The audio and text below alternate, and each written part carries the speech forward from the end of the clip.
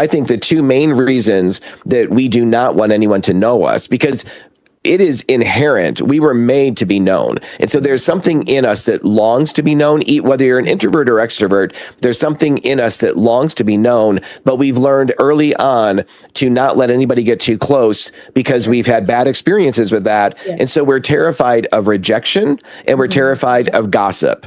Right. Those two things are the big things that we are certain. If we knew that we could be fully known and fully loved, you've heard me talk about that a lot. If we knew that we could be fully known and fully loved, not having our sin embraced, but that we ourselves are valued regardless of our sin. If we knew that, many, many, many more people would come forward and talk with others about what it is they're actually wrestling with.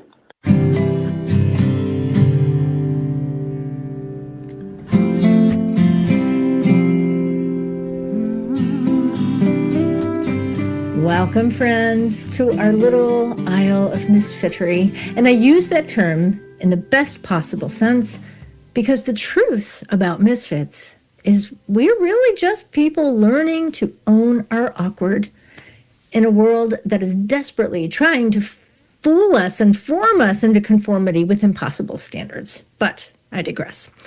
Anyway, my name is Nancy Carmichael. I am your host and Chief Misfit Officer. And today I'm really excited to have a conversation with a return guest. I'm always just loving and fascinated and surprised when we have return guests. So he knew what he was getting into and he's coming back. His name is Garry Ingram, and he is a podcaster. He's a speaker. He is the founder and president of Love and Truth Network, and he's here to talk with us today. We're going to have a great conversation, but first, I just want to welcome you. Thanks for joining us, Garry. Oh, thanks, Nancy. It's great to be with you. Oh, yeah. Like I said, I'm thrilled that you came back. No, happy to be with you. It was a great interview and discussion the last time, and so I always look forward to it. Yeah, well, I'm looking forward to today's conversation. And I was thinking about the last time you were here. It was a couple years ago. And the theme of that conversation, we talked a lot about identity and purpose, which speaks perfectly to that core value I just mentioned of owning your awkward. That's our number one core value here. Yep. So I'm sure we're going to touch on that. But today, I want to dive a little bit into our second core value, which is loving your fellow misfit. Because there's a lot of misfits out there, like I just said, and we're all on this journey. So I wanted to talk to you about that today. But first, we have a stupid game to play. If you're ready for the stupid. Sure, of course. Let's give it a shot. All right. I love that you're willing. I love that willing attitude. Okay. So now, I know a couple things about you because I've met you a few times, and we'll talk more about that in a minute. But I know that you live out west right now, but I also know that you grew up in New York State. Right? That's right. Right? In the Binghamton-ish area? Yep. North of there, farm country. Yep. Okay. All right. And I bring this up because that was a subject of our last stupid game. I think I quizzed you a little bit to see how much you actually knew about the area in which you grew up. And you did excellent, by the way. But this time, because I know you've been to my hometown here of Buffalo, New York, on at least two occasions that I know of anyway, I'm doing events at my church in at Eastern Hills Church. So I figured it was time to quiz you about our fair city. Okay. See what you know. I think I might fail this. No. Don't worry. We're going to go easy on you. It's they're all true, false questions. So you're 50-50 right off. Oh, all right. I like that. Those odds. All right. So this stupid game is called Fun Facts About Buffalo. True or false? All right. Are you ready? All right. He's ready. Okay. First fun fact. True or false? Buffalo became the first city in the United States to have widespread street lamps. I'll say true. That is correct, sir. Yes, in 1886, actually. So, and then a few years later, there was something that Buffalo called it was the Pan Am. It was kind of like a World's Fair, but it was the Pan Am Expedition. We're going to talk about that. But yeah, we became known as the City of Light. So first city to like be fully electrified, as you will. So, all right. So now moving on to the Pan Am expedition. So I'm giving you a little hint just by saying this. So true or false? Theodore Roosevelt was inaugurated in Buffalo. Wow, I would have no idea of that literally, but I think there's a good chance. I mean, I know Buffalo was in its golden years back in the day, so I'll say yes. True. Yes, and I'm glad you said yes, because that is absolutely true. So what happened is William McKinley was at this Pan-American expedition in 1901, gets assassinated in Buffalo. It was September 6th, I believe. And he lingered for a while, but he passed away on September 14th. They called Theodore Roosevelt, or called him, I don't know how they got a hold of him. He was in the Adirondacks hunting, and they had to say, "Come on down, sir." So he came down, and he was sworn in on September 14th, 1901. Wow. So see, you're doing great. Yes, you're at, so yeah, 100% so far. All right, number 3. I want you to think really, really hard about this one, okay? Ranch is the preferred dressing with chicken wings for Buffalonians. Oh, man. I'm going to have to say false. Oh, you betcha it's false. No self-respecting Buffalonian would allow their wings. Is it blue cheese? Blue cheese all the way, baby. Yeah. Yes. There you go. Yeah, so when they inaugurate, or not inaugurate, when they, what's the word? Anyway, introduced. When they onboard new like Buffalo Bills, like that's one of the things they'll introduce blue cheese, and some of them have to take a minute, but that's when you're really from Buffalo. So there you go. Yes. Right. So speaking of Buffalo and wings, so true or false? In Buffalo, we say buffalo wings. Is that true or false? In Buffalo, you're probably just saying wings. That's exactly right, because we know redundant. Where we live, and we're just eating wings, right? It's not Buffalo Wild Wings. It's not. So anytime you hear somebody say, "Let's go get buffalo wings," they're not from Buffalo. There you go. Now dead giveaway. Okay? So you're doing excellent. All right. So I have one more question for you. Okay, you ready? All right. Yep. So we're moving on from wings now to the real important deep stuff. Barna, they do surveys, and they get statistics. Okay. Barna has named Buffalo in the top 10 of post-Christian cities in the United States. Oh, I'd say that's true. Absolutely, it's true. So you kind of would have been okay with both answers, because the last time it was named, 2019 was the last time it was named, and they were knocked off, which is good news. But in 2017, it was. Okay. So, but Rochester, which is our neighbor, just an hour away, yes, they're number 8. We were number 10 in 2017. But post-Christian. So you got them all right. You got 100%. You are very Buffalonian. Well, you're a good help along the way. So. Well, you did a great job. Congratulations. I don't know, did I ever send you something random? Because that's what I usually promise. Just something random at your door that, maybe something from my house. So, so I'll make sure I get something. It might be a can of mushroom soup. You never know what it is. But congratulations. Thank you. All right. So we're going to segue from that. So that last question about post-Christian cities, because I want to share a theory that I have. And I promise it's time for you to do some talking, because I'm doing a lot of talking so far. But I have a theory when it comes to, what is this reason for this post-Christian trend? And I know there isn't just one. And that the trend is declining church attendance. And here's my theory. In a word, isolation.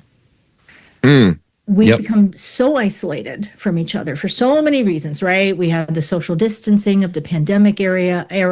Smartphones, right, haven't helped either. The algorithms that go with them, keeping us in our bubbles, keeping us as screen warriors.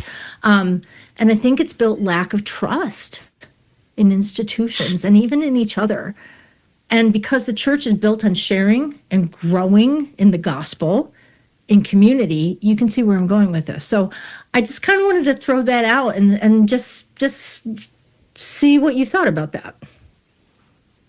About isolation being a primary issue for why so many cities and locations are being named as kind of post-Christian. Is that the question? Yeah, I think so, or wherever you want to take it. Yeah, I mean, so definitely I would say that isolation and therefore loneliness are enormous issues, for the average person is facing, certainly as single individuals, but also as marrieds. I mean, there are so many lonely and disconnected married couples, and oftentimes even disconnected, even as Christians, within their marriages. And so, isolation is a huge problem. And of course, we go right back to where Satan, one of his primary tactics is divide and conquer, get people away from the flock. And we also know from Peter that the enemy is like a roaring lion walking about seeking someone to devour. And when you think about that, I mean, that's the perfect picture. Lions are looking for the weakest one of the herd and the slowest and those kind of things. And if they are running down the herd, they're really looking for that one that's going to fall behind, and that becomes the prey. And so we're easy pickings for the enemy when we are isolated and lonely. We are created for community. We need that community, and we need community like we need food and to survive. And so when the enemy gets us isolated, we become vulnerable to all kinds of counterfeit ways of filling up those needs that God has given us. We often say that most Christians, certainly people outside the church for sure, but most Christians even are meeting legitimate needs that God has given us in illegitimate ways. Yeah, you said just a moment ago, you talked about the weakest ones in the herd. And what it made me think of was a few things, right? We heard a lot about herd immunity, right, 4 or 5 years ago, and how important that is, right, the herd. And then you said the weakest ones in the herd. And the picture I got is, well, when the herd is scattered, which I think we've seen this trend in the isolation, that we had years of stay safe, stay home, shelter in place, don't go out, don't touch people, social distancing, all of that, and then add that with our phones, which are just keeping us in our own little worlds.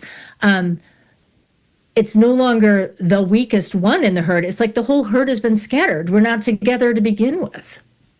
Yeah, so I think there's times that the weakest would be a good word to use, but actually that's not the best word, because it's not just the weakest. It's in many ways the most vulnerable. And as I'm picturing, as I'm picturing the quote unquote the weakest or the most vulnerable, I mean, I'm thinking of like young ones. I'm thinking of ones that are not fully developed and fully grown yet, and that's oftentimes the case. There's nothing wrong with them. They're not weak in a defective kind of way in any way, shape, or form, but they're not fully developed or formed yet, and or they're older, as well. So we need to be caring for, as the body of Christ, we need to be paying particular attention to those who are new in the faith or haven't really had the opportunity to be discipled. Maybe they've known the Lord for a while, but they haven't had the discipleship connection.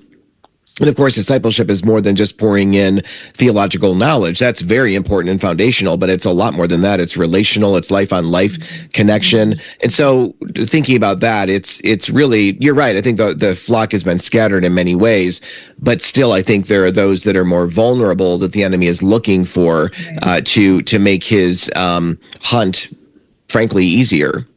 Yeah. So at this time, I want to kind of park here for a minute or pause, because I think this would be a good time for those that didn't necessarily hear our last podcast together. Go look that up. It's really good. And we're going to talk about your podcast too. I'm wondering if you could just share maybe a little bit, a thumbnail of your story, because I think it touches on this, vulnerability, isolation, just that wrestling of, do I want to be in this community? Do I even like these people? So yeah, I would love to hear that. Well, and that's true. I mean, the segue from, the weakest one or the one that's most vulnerable. I mean, that certainly applied to me. I grew up in the church. I grew up in a Christian family, but I'm the youngest of 5 kids. My parents didn't want any more children after the 4th, and my next oldest sibling is 5 years older than me. And so my parents thought they were done having kids. My mom was 42 when she found out she was pregnant with me. So that's, getting up there in age, especially back in the day. And so neither of my parents were happy about my mom being pregnant, but my mom came around to love me well after I was born, for sure. But my dad was just very distant, and he was distant also with the other kids. Now, I also jump, usually when I'm telling the story, I jump ahead and say my dad and I became very close friends and very close later on in life. My mom and my dad lived with me in their late 70s, throughout their 80s. My dad was 88 when he passed away. My mom was 91 when she passed away. She died 5 years after my dad in 2015, and he died in 2010. But so my parents and I became very, very close. My dad, especially. My mom and I were always pretty close when I was growing up. But I really hated my dad growing up as a preteen, as a teenager. I just didn't want to be anything like him. I didn't like him much at all. He was very, again, not abusive, but he was very kind of brooding, angry. He had migraines all the time. So goodness, it's understandable that he was not like a happy-go-lucky kind of guy. But there was just this brooding distance, often these kind of angry, explosive experiences with him. Again, not really abusive physically or anything like that. But there was just a huge distance between us. Also, at the age of 5 or 6, some older neighborhood boys thought it'd be great fun to invite me over to play with them when we were on our way home from school on the school bus. And I was excited because I didn't get that invitation very often. I was always pushed out of the world of boys and men. I was terrible at sports, always chosen last for the team, those kind of things. And so I was excited about going over. Somebody wanted to hang out with you. Yeah. Okay. Yep. So there were like 5 of them. I think all of them were older, some of them significantly. Mm-hmm. And the only reason they invited me over is because they knew where their dad's hardcore porn stash was. And their parents weren't home, and they thought it'd be great fun to pull this crap out and go page after page for me to look at this stuff at the age of 5 or 6 and just really be defiled by it. I remember the images very clearly. I was also confused as to even what exactly it was to begin with. And then from there, that progressed into them starting to act out sexually with one another, the stuff that they had been seeing, for how many years in their dad's garbage. And, at that point, my memory goes completely black. To this day, I don't remember. I know I was there for their sexual behavior. I don't know to what degree they involved me or didn't, but I was at least present for it. And when I left there, I showed up on their doorstep already dealing with a lot of brokenness, feelings of not fitting in with the boys, not being wanted, not having a good connection with my own father, etc. And when I left there, I just had more baggage on my shoulder as a little 5 or 6 year old boy of shame and dirtiness. And at the same time, there was this weird sense that I didn't understand at the time at all of something like a lure and an attraction to what I just experienced. There was a revulsion, but there was also something. So, Proverbs, the ambivalence, right? Yeah, I think it's Proverbs 27:17, I think it is. It says, to the sated man, honey is detestable, but to the famished man, any bitter thing is sweet. And so in that void of what I was experiencing or not experiencing with my dad and my brothers and other boys, this filled in some kind of a gap of emptiness that was within me. So from there, I wound up, I looked for pornography wherever I could find it. There was no internet around back then, but even in the middle of the country, I could find this garbage. I think sometimes the enemy helps us find this trash as kids, and he loves to exploit us as early as possible and rob us of our innocence as early as possible. And so that became a huge issue for me. Pornography was a big problem. Certainly when I finally hit puberty, it was around that time that I realized, oh my gosh, I'm not nearly as attracted to these images of women as I am to the guys in the pornography. And I was always curious, more curious about that. And so I was horrified by that and began to pray like, oh God, take away these desires. I know this isn't pleasing to you, et cetera, et cetera. I mean, none of this was pleasing to him, but certainly that seemed like, a bridge too far. And so I But I didn't experience. I thought that a week later, a day later, a month later, that these desires were going to go away because I was praying about this and asking God to take it away. And of course, that didn't happen. And over the course of time, with no one to really shepherd me, with no one to talk to about these issues at all, I couldn't talk with my parents about them. That wasn't safe to talk with them about this stuff, especially my dad. He would just be angry and kind of bark about it or whatever. And so I just internalized it all, and I felt like, okay, God is either powerless to change me or he doesn't give a crap about me. And I thought, well, obviously he created the world. He could do whatever he wants to do. So it's not a lack of ability on his part. It's obviously a lack of love for me or concern for me. And so that just went on, and I just continued to feel that way for years. And that just built over time. By the time I was in my teen years, I had sexually connected with other boys and just reinforced these things. But then I wound up bouncing around from public school to Christian school to public school to homeschooling, and then eventually went to a local Bible college. And I was almost 17 when I started at the local Bible college after I finished homeschooling. And I thought, well, surely now, I mean, I'm preparing for ministry. I don't know what I'm going to do exactly or any of that, but now God's going to show up and take away these desires. Well, that didn't happen either. And I was just more and more disconnected from him, more and more angry with him over time. Eventually, at the age of 19, the college kicked me out. I quit a couple of times and went back, but they kicked me out and just said, we think that you're potentially even suicidal. We don't have the means of dealing with that stuff here. And so I left the Bible college and just felt like, really, I felt like, God, I hate you and I hate your church.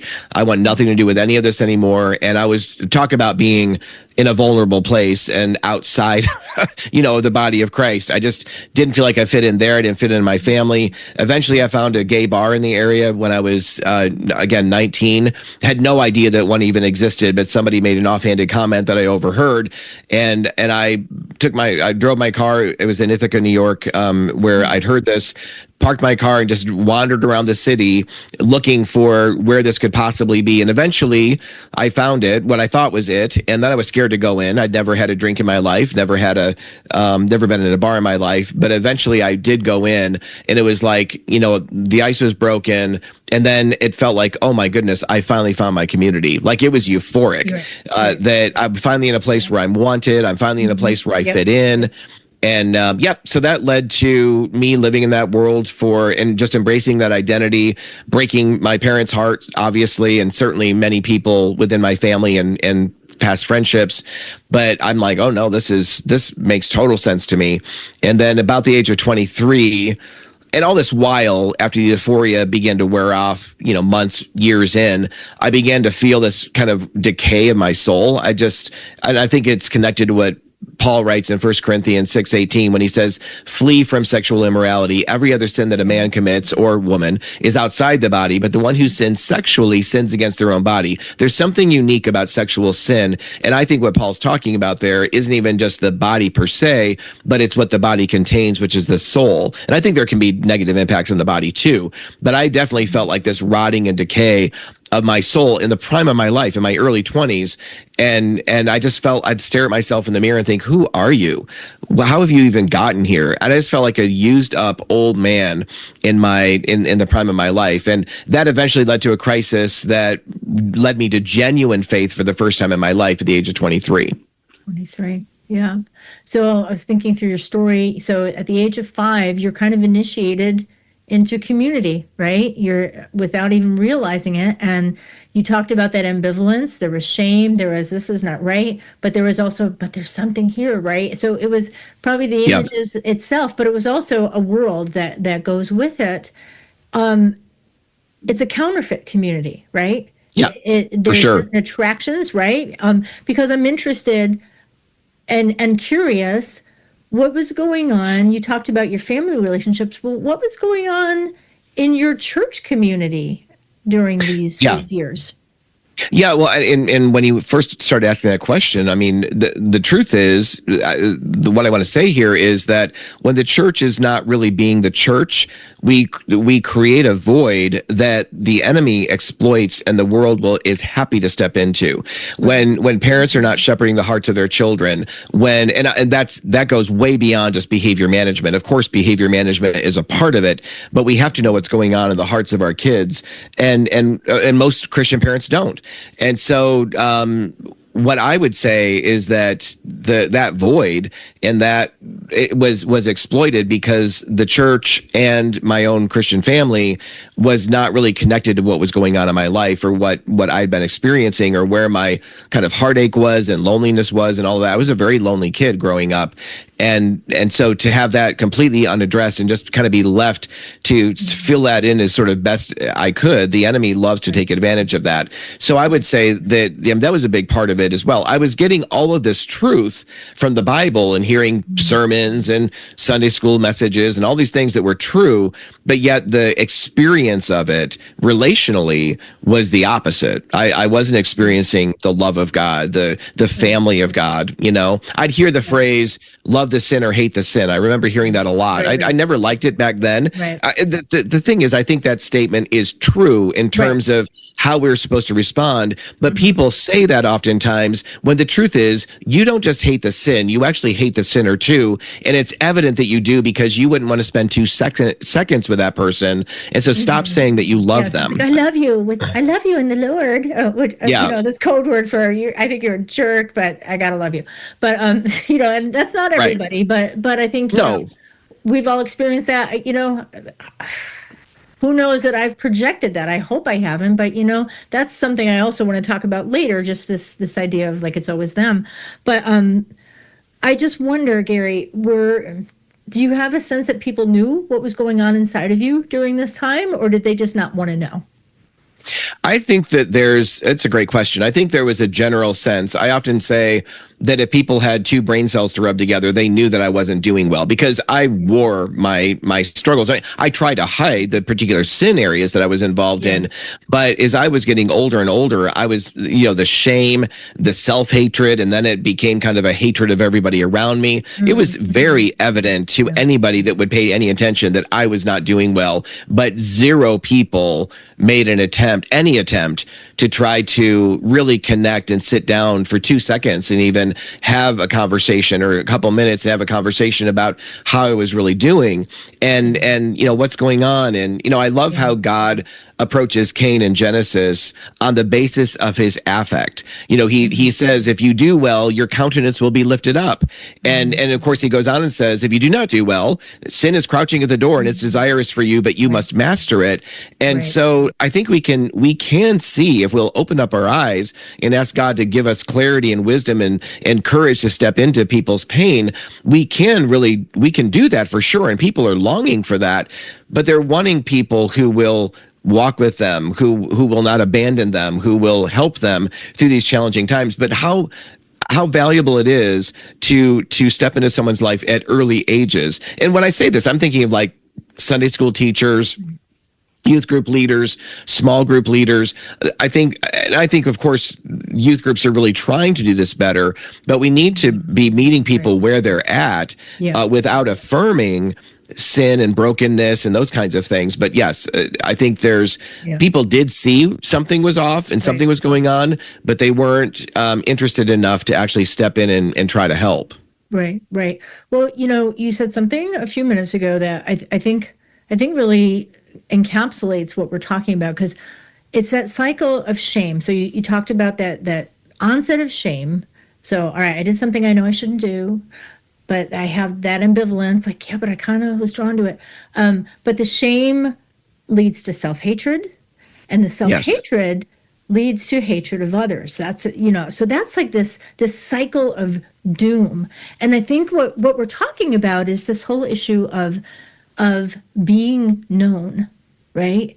Is it okay? Like, that's a scary thing, to be known. Like, do we want people to really know us? And I think there's that longing. There's part of us, yes, we long to be known, but we're also afraid to be known. And then if you flip that, the people that we want to know us, like, I think they're dealing with the same thing, and they're also dealing with, all right, do I really want to know what's going on with this person? Because Right. once I know, what do I do with that?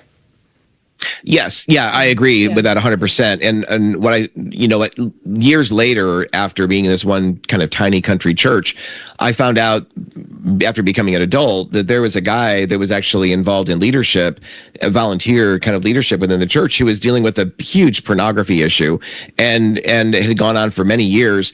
And as a kid growing up, I would have given anything for somebody to say something about something sexual, that God can meet you there, that your life isn't over because you're wrestling with some of these things. If you need help or support, but there was never a mention of any of that kind of stuff. And it's not and my point in this is to say it's not because it's not an issue that was going on in other people's lives. One of the reasons people don't address these things when they see that someone's struggling is because they don't necessarily know what to say, yes, but also because they themselves many times are caught up in their own sin, sometimes sexual, many times sexual, and they know that they don't even have a foundation on which to really speak into someone's life.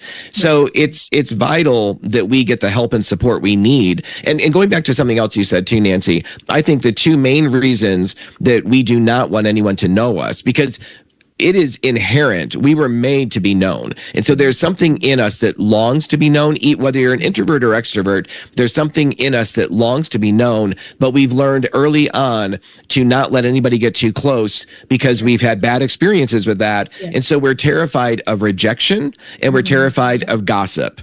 Right. Those two things are the big things that we are certain. If we knew that we could be fully known and fully loved, you've heard me talk about that a lot.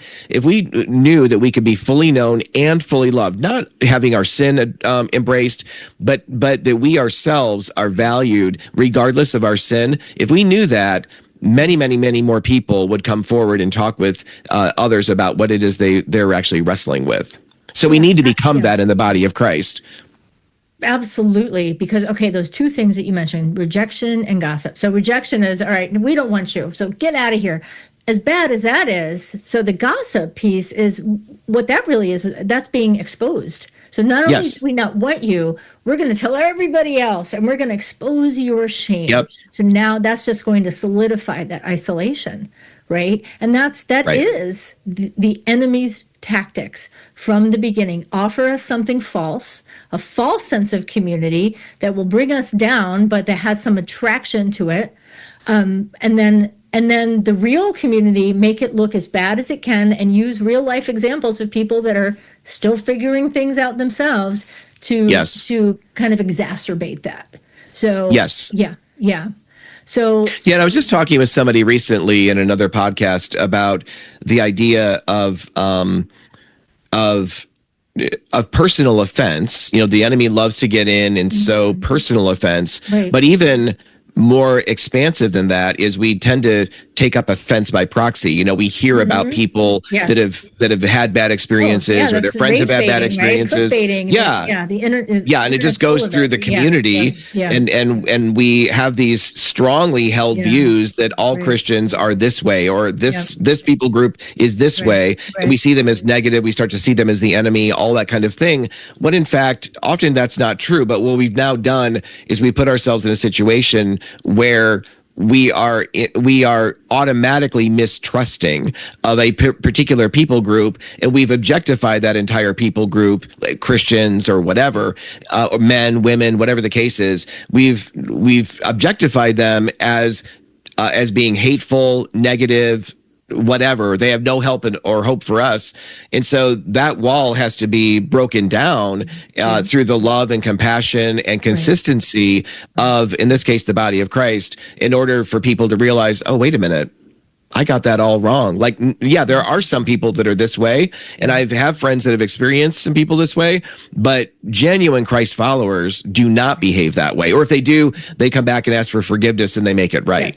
Yes, because there's another, I think, overarching word that we haven't said the word yet, but I think that's exactly what we're talking about is grace, right? Yes. So for the Christian, we can't give what we don't have. So of course, for a non-Christian who's not had a life life-changing encounter, transformational experience with Jesus that changes our very nature from the inside out. So now we begin to understand grace. We can receive it, so we can give it to people. Yeah, we're going to screw up, but like you said, okay, but now we can ask for forgiveness and receive forgiveness. And guess what? We can also offer that to other people who are That's also right. on this journey. So that's kind of what we're talking about is, okay, grace is the key.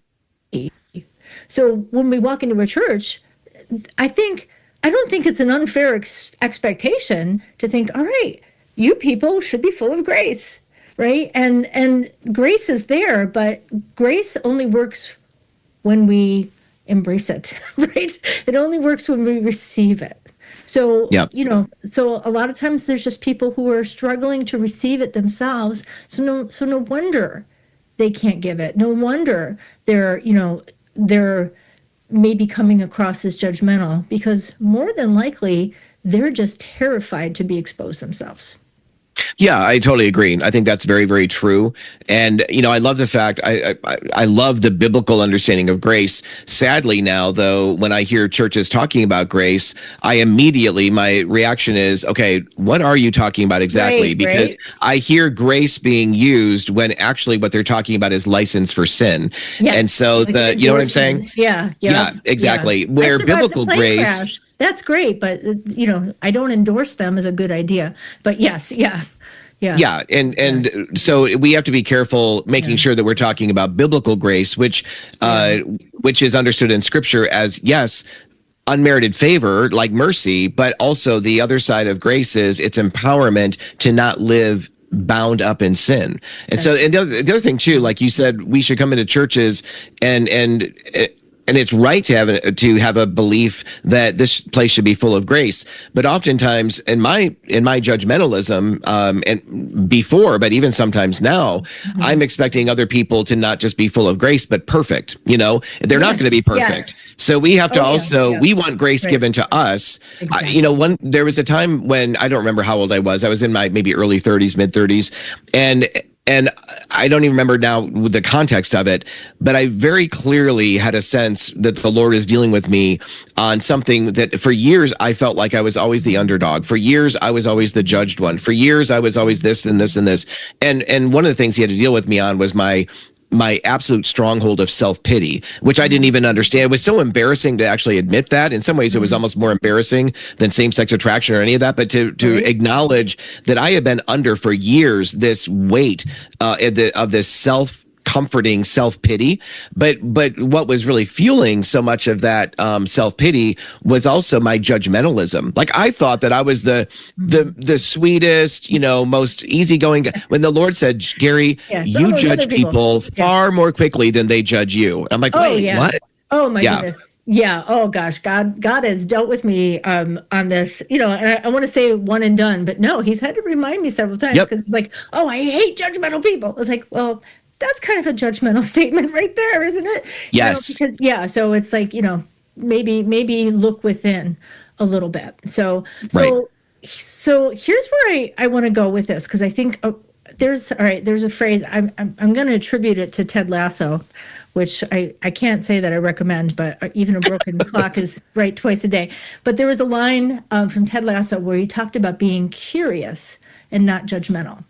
And I Yep. think there's a lot of power. And you could take that statement to a bad place or an unhealthy place. But Sure. for purposes of this conversation, a little while ago, you referenced God talking to Cain and, sin is crouching at the door. So if you back up, the conversation that he had with Adam and Eve, what was his question, right? His question to Adam, especially, where are you? Mm-hmm. Yeah. Well, he's God. Of course, he knew where he was. So Right. why did he ask that question? And it makes me think of Jesus. Jesus asking questions like, "What do you want?" Or so of Yep. course he knows the answer. But I would contend that there is a level of curiosity there, because even though God knows the answer, he still wants to bring us out so that we can be known, so that we can allow him to know us Yep. and begin to be honest. So I just wondered, yeah, I just wondered what you thought about that. Yeah, I think the word curiosity is a very important word, as well as the idea. They're different things, but I think we also have lost our understanding of divine imagination. We've so polluted our imaginations with all kinds of fantasy and all kinds of sexual sin and a variety of other things, even if it's not sexual sin, or if it is that, but also just kind of fantasizing and imagining angry situations or being powerful in these angry conversations or whatever. I mean, that stuff used to just go through my mind all the time, and so our imagination has even been polluted in so many ways. But that curiosity factor also, I think, is really important. And I'm hearing that, my wife's a licensed counselor. One of our dear friends is a licensed associate counselor working on her licensure hours, et cetera. And so we're kind of in that counseling world quite a bit. And the word curiosity I'm hearing come up a lot as part of the training of counselors.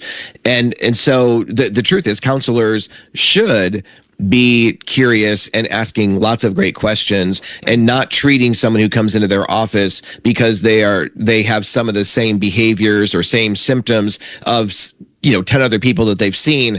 It's easy to just kind of overlay a cookie cutter approach. Oh, yeah. Whereas curiosity prevents us from doing that, or helps us not to do that. Yes. So I think I think curiosity is a very important thing. I also think within curiosity, we also need to understand, be curious, but also understand what is fundamentally true from a scriptural perspective. Yes, very important, because it is not to say that there isn't such a thing as truth, and there's Right. your truth, there's my truth, right? Yes. So I know right away that you don't believe in that, because your whole ministry is love and truth network, right? So that both of those things are inextricably linked. They're not opposite sides of a continuum, right? If you really love, there's truth there, and if you really have the truth, it should be loving. So yes. But being curious, like as you said, it's more about, it helps us to keep from jumping to conclusions, because I have the mind of I think maybe because of all the media I've grown up with as a Gen Xer, so I think like, where's this going? Where's the story going? All right, I figured it out. All right, yeah. And a lot of times I'm right. I'm like, okay, I see where this is going. But you know what? You got to be real careful with that, because a lack of curiosity is just going to say, yep, this is what it is. I don't need to know anymore. Right. And it's also along with curiosity, it's a respect for the individual too. And a respect both for, when I say respect, I don't even mean necessarily that what we're respecting the whole person, or trying to respect the whole person, because even when they're bringing a lot of falsehood and fallacy and error, they've come by that through some means, right? They've come by that because of bad experiences or whatever, things that they've taken on, not having parents that really shepherded their hearts, as an example. But when we become adults, when we're moving from our teen years toward adulthood, we do become ones who take on the responsibility for our own well-being. And that's where we live in a society now that is just so inundated with victimhood, and it's being lauded, it's being praised, it's being, just blame everybody else for everything. Yes, our parents made some huge mistakes. We have two teenage boys. We've made mistakes in their lives, and they may need to see some counselors down the road over different things or whatever. But we're really trying, my wife and I, really trying to own our own junk and ask for forgiveness of our boys. We do that, pretty frequently. But I think that idea of victimhood, though, we've got to get to a place where we start taking on our own personal responsibility. The enemy would love for us just to continue to do what I did for some time, which is blame my parents for all kinds of things. Now, I needed to say and acknowledge what was true about the brokenness that my parents brought into my life, particularly my dad. I needed to be able to acknowledge that and actually forgive him for that and release him from that, and no longer be a victim of that, but start taking up my the responsibility for my own, again, spiritual, emotional, and general well-being. And the beauty of that is, in the power of Christ and within his body, I can find all kinds of healing and wholeness there. But if I'm going to stay in a victimhood mindset because it's more comfortable, because it makes me feel like I'm more in control, I get to blame others and shift away from my own responsibility. Well, none of that stuff leads to anywhere good. It's when we take responsibility and we start to release forgiveness and we start to acknowledge grace and those kinds of things and start living that out ourselves, that we can really begin to mature and become wholesome people in our own right. Right. And it's an interesting, not a conundrum. What is it? It's I don't know. I'll think of the word later. But paradox. Paradox. Thank you. So the paradoxical thing is to be able to own these things, right, and get ourselves out of victimhood is actually to be able to zoom outside of ourselves and not just make it all about us. That's right. So this is kind of where I want to land, because this is actually the reason that I wanted to talk to you today. So when you came to Buffalo a month or so ago, you did a conference for us, and at one point you referenced the prayer of Saint Francis, right? And that line, yep. Anyone who's Catholic knows that, make me a channel of your peace. But there's that one line that says, to be understood as to understand.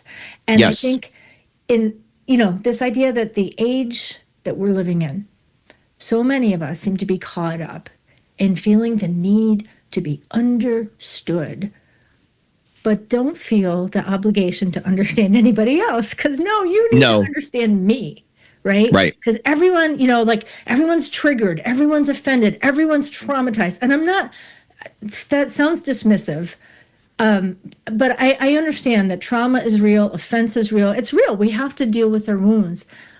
I also kind of find it curious that if everybody is traumatized, who's doing the traumatizing? Who is doing the offending, right? So, right. So as we kind of come in for landing, I really just would love to hear your thoughts on this.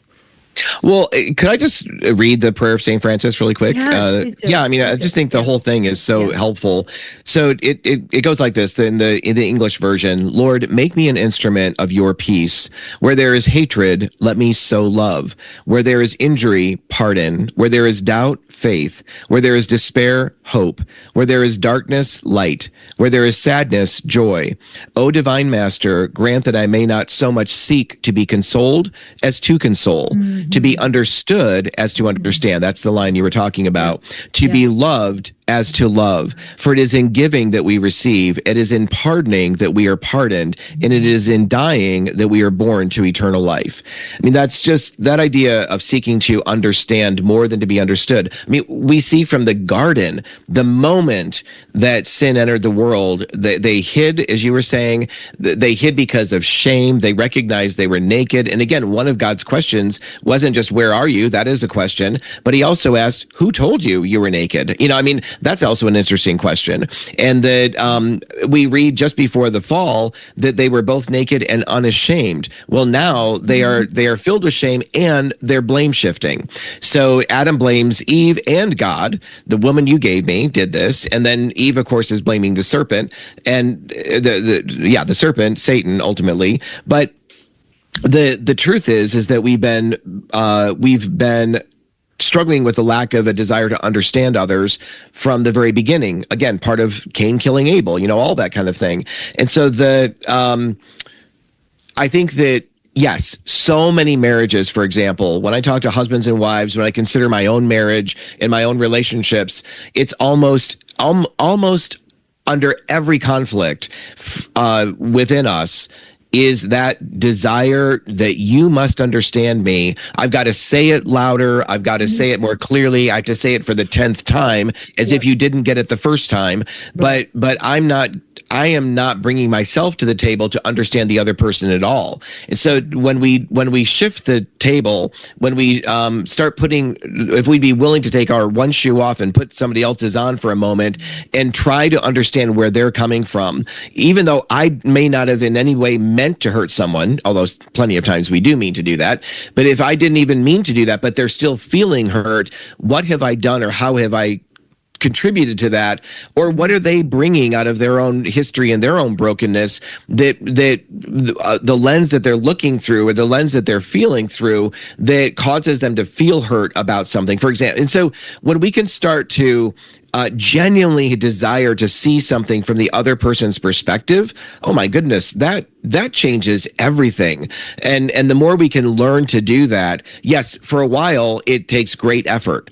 We don't think about breathing. We don't think about our heart. We don't have to consciously think about our heart beating or any of that. It's just automatic. Well, in this case, we have to really consciously think about putting ourselves in the other person's shoes for a moment and considering understanding them, because our knee-jerk reaction is only to want to be understood. Yeah. Yep. So I got one more response I would love from you before we kind of close things out. I'm thinking of the person who might be listening to this right now saying, okay, yeah, okay, all right, okay, yes, but you don't know my story. So I just wonder if you could maybe just speak to that person. Yeah, that's a great question. And man, how many times I've sat in an audience thinking that exact same thing. If you only knew, et cetera. And the truth is, when it comes to the Bible and the truths of Scripture, the Scriptures are full of principles that we need to learn to apply to our own lives. And because of our experience, for example, James 5:16, you've heard me quote that a million times, confess your sins to one another and pray for each other that you might be healed. Everybody wants the asterisk there that you follow to the bottom that says, unless you have trust issues, right? But there's no asterisk and there's no nothing. So we all want to be the exception to the teachings of Scripture around community, for sure, at least around community that I need to offer and forgiveness I need to offer versus what comes in my direction. That's fine if it's coming my way. So I get it. And I've been there 100 times over, or a million times over. I get it, that feeling of, but if you only knew my situation. Now, we're not talking about being in relationship or putting yourself in relational situations with somebody who is abusive, or we're not in any way. If you're in a truly abusive situation, and again, we have to define that, because sometimes people define uncomfortable, cantankerous people who are not in any way physically abusive, and they're not even necessarily chronically verbally abusive, but they're just difficult, and we want to label that as being abused. Well, again, I think we can apply abuse to all kinds of things that fall outside of abuse. So we need to make sure we're defining the terms correctly. But if you're in a physically abusive situation, or there are real threats there, or you're being called names constantly, and you're just being torn down all the time, we're not talking about staying in that kind of situation and doing nothing to get yourself into a safe situation. Right. But generally in life, I think that but you don't know about my situation. The truth is, yes, I don't know your situation. Nancy doesn't know your situation exactly, but God knows your situation. Yeah. And He's provided a way of you to grow and mature that is not hinged and contingent on the cooperation of anyone else in your life. And so the beauty of that is you do not have to be controlled by other people in your life as adults. You don't have to be controlled by them. You do have the ability and the autonomy to find the help and support you need with God, for sure, but also, I believe, with the body of Christ. You might have to do a little bit of shopping and find the right church and the right body. Right. You're never going to find a perfect one. You're never going to find a place that you're not offended. Yeah, if there's a perfect church, that's right. There is no perfect church. Yeah. And so, but finding places where people are serious about their walk with Jesus, that they're serious about loving each other. Yeah. But the more that we are willing to take down this defensive wall of, but if you only knew, I'm the exception. Mm-hmm. Everybody wants to be the exception, and we're not. Right. And, and even in that, right, by all means, like you said, if you're in a toxic situation, an abusive situation, get out of it. Get out of it. But like going back to that first story that you shared as a 5-year-old, you were drawn to something. Actually, you weren't drawn to it. You were pulled into something, which initiated into a counterfeit community, right?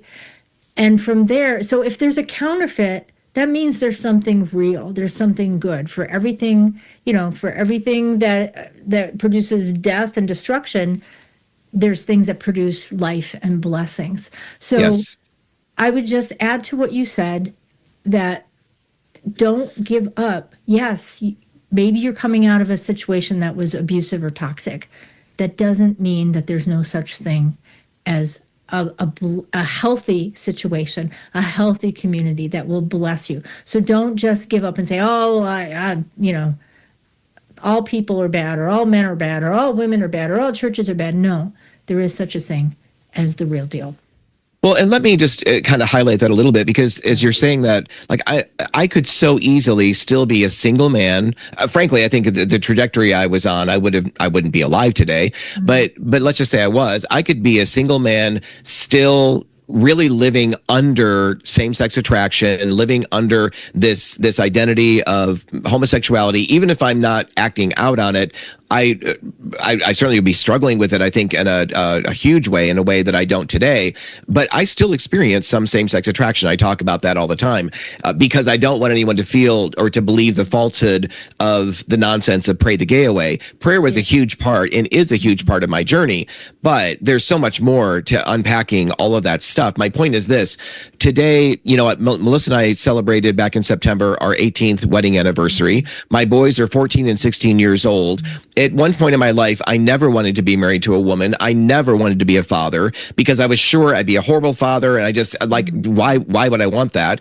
Because I was so caught up in my own stuff, basically. But doing that, being a father to my boys, being a husband to Melissa, being a ministry leader, having been a pastor for 12 years in upstate New York. I mean, I look at that and I'm just astounded at the mercy and the grace of God to allow me, to invite me into that. And I could have stayed in a place of this really narrow, kind of angry, wound licking kind of place where I just, the enemy would love for me to basically have stayed there for the rest of my life. And I'm so grateful that God, through the body of Christ, helped me break out of this very confined personal cage. I oftentimes say that our coping mechanisms in childhood may have helped us get through hard situations and survive, essentially, but they oftentimes become prisons in our adulthood. And I was living that way for a long time. And the prisons are often of our own making, maybe started by somebody else, but reinforced by our own beliefs and our own unwillingness to yield and follow Christ. So I just want to encourage people, God has a plan for your life, and it's a beautiful plan. It's a glorious plan. And I'm just so grateful that by his mercy and grace that helped me get beyond myself to start surrendering and laying down a lot and tearing down the walls that I erected around myself for my self-protection. Yeah. Beautiful, beautiful. So really, I think to sum it up, what I'm hearing you say is get out of the unhealthy thing. Don't give up, because there is the real deal, and get healthy, right? So get healthy and seek those healthy communities, because they are out there. Well, Garry, thank you so much for being here today. Tell us how we can find you. Tell us a little bit about Love and Truth Network, and just tell us how we can find you, because I know you have your own podcast too. Yeah. So our podcast drops every Tuesday. We've been doing one for about the last 2.5 years every week. And our ministry name is Love and Truth Network. As you mentioned, it's simply loveandtruthnetwork.com. And you can find our podcast on our website or on YouTube, or you can get the audio on Spotify, any of the major platforms that people like to listen to. So on Apple, etc. So that's, going to our Going to our website, though, is probably the easiest way of getting in touch with us personally and seeing all the resources that are on our webpage. Our main reason for existing as a ministry is to equip churches, local churches nationally, which is one of the reasons I was at your church a month or so ago, is to equip leaders and churches on how to have effective messages in this sexual brokenness space, helping people find wholeness, as well as biblical identity and depth relationship as well. Yeah. Well, I truly appreciate just you hanging out with us today. And check out that website. It's got great resources, lots of cool videos and all kinds of stuff. So, all right. Well, until next time, we'll have to find a new city to quiz you on. So that's right. Thanks, Nancy. Thanks. God bless. You too. Bye-bye. Hey, thanks for listening and hanging out with us, Misfits. It's always more fun when it's more than one. And if you like what you heard, please feel free to share away, and you can even follow us wherever you're listening, whether it's Spotify or Apple, wherever you're listening, and maybe even give us some love with the rating stars, because that really helps us.